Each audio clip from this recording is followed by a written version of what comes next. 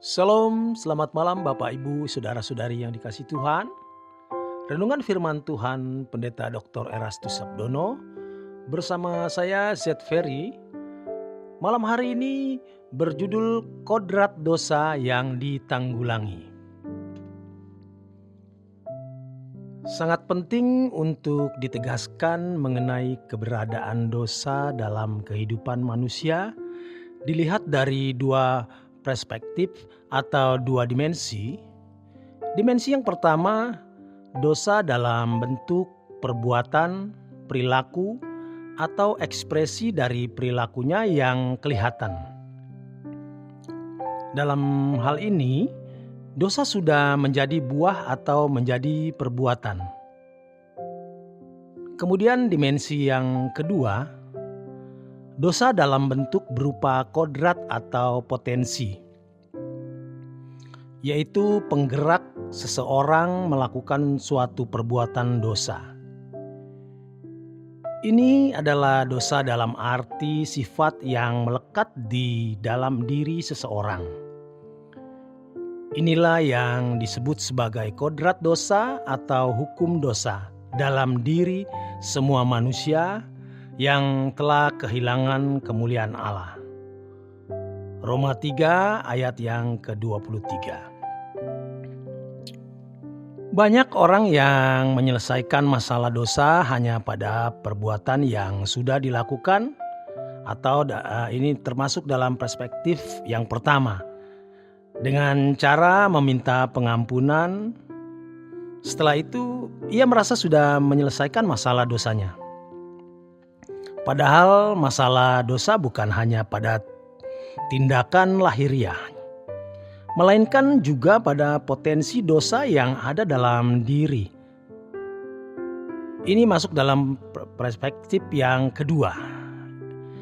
Jadi tidak cukup seseorang meminta ampun dengan mengatakan, "Ampunilah dosaku, ya Tuhan. Aku sudah mencuri, aku sudah berzina." Tetapi harus juga melihat kodrat dosa di dalam dirinya yang harus diselesaikan. Kalau kita meminta pengampunan atas perbuatan dosa kita juga harus melihat dan mengakui betapa buruk keadaan yang ada di dalam diri kita, yaitu dosa dalam bentuk atau berupa kodrat atau potensi, yaitu penggerak kita dalam melakukan suatu perbuatan dosa. Oleh sebab itu, setiap kali kita meminta pengampunan atas perbuatan dosa, harus sekaligus disertai komitmen atau tekad untuk tidak mengulangi dosa itu, dengan cara membunuh atau bersedia mematikan kodrat dosa tersebut. Komitmen untuk menanggulangi kodrat dosa di dalam diri kita harus ditunjukkan melalui langkah-langkah konkret di dalam kehidupan. Dibutuhkan waktu yang panjang untuk menyelesaikan masalah kodrat dosa ini. Pengampunan atas dosa-dosa yang telah kita lakukan dapat diterima dalam sekejap dan seketika itu juga. Tidak membutuhkan proses dalam waktu yang panjang. Tetapi kalau menyelesaikan masalah kodrat dosa yang ada dalam diri kita membutuhkan waktu yang panjang dan perjuangan yang berat yang melibatkan seluruh kehidupan kita ini tanpa batas.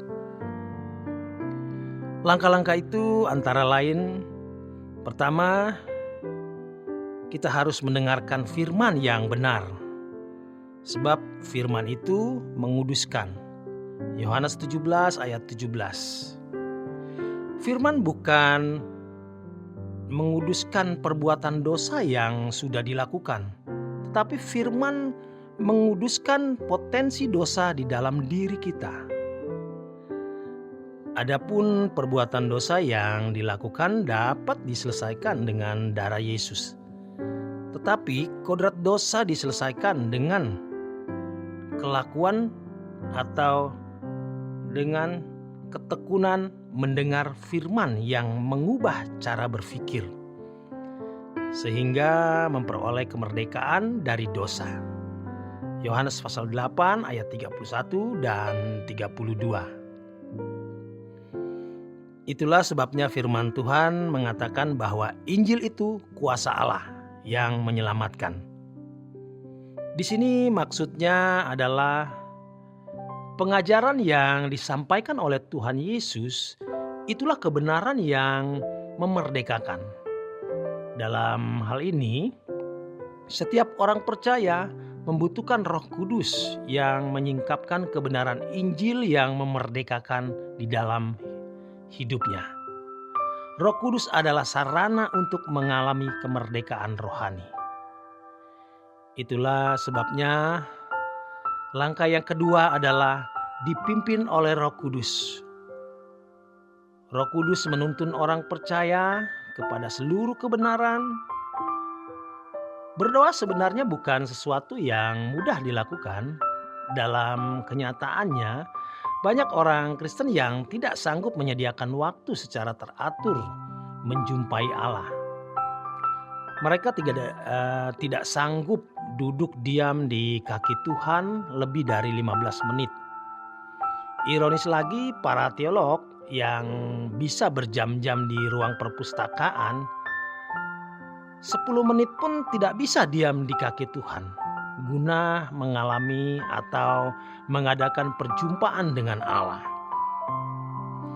Sehingga mereka memiliki pengetahuan Alkitab tanpa spirit atau roh yang bisa mengubah jemaat. Dalam perjumpaan dengan Allah, banyak hal yang terjadi di luar pengertian kita.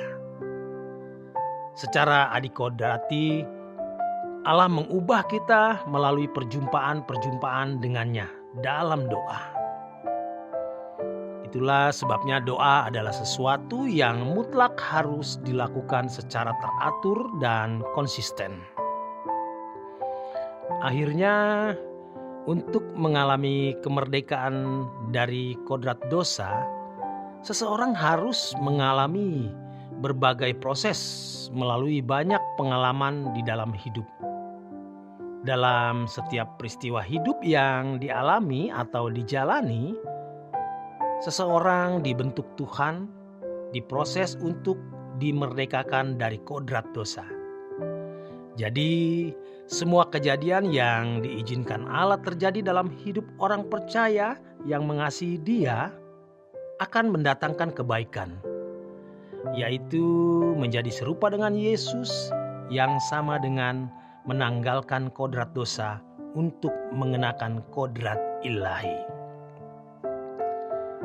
Segala kejadian yang orang percaya alami bisa memuat berkat kekal.